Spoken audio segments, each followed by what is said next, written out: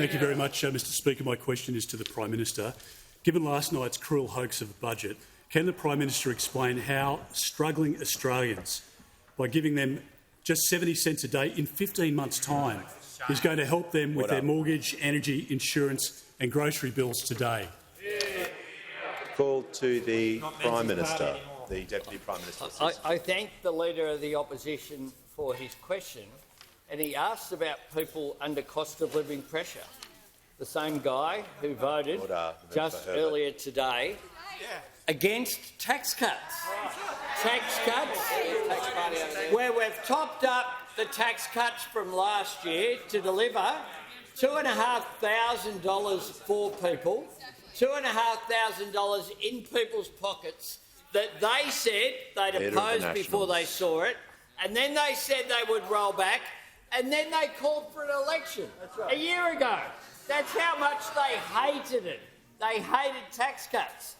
This is the mob that want to cut everything to pay for $600 billion of their nuclear reactors. They want to cut education. They want to cut health. But what they won't want to cut is people's income taxes. Leader of the Nationals. Mr Speaker, I'm asked about cost of living.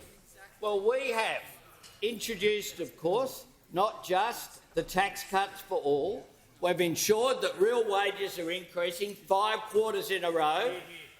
When they were in office, they decreased 5 quarters in a row, not as an accident, not because of other factors, but because it was a deliberate design feature of their economic architecture. We also have produced, of course, energy bill relief, not one, not two, but 3 tranches of energy bill relief. We are delivering the largest investment into Medicare since Medicare was created.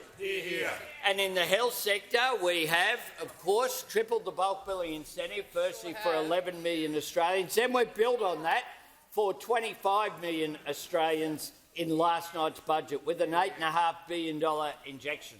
But not just that. We also provided funding for 50 urgent care clinics so that people can go to the midpoint between their GP and an emergency department, and all they need is their Medicare card, Mr Speaker.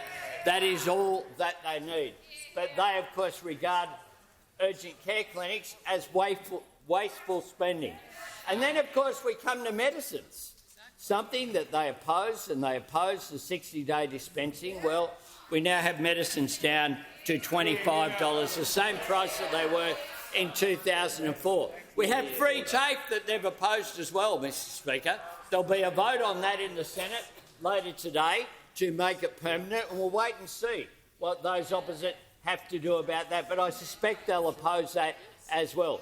Every single measure they have opposed, every single one. And they, of course, have also opposed the actions that we've taken to get the budget in better nick.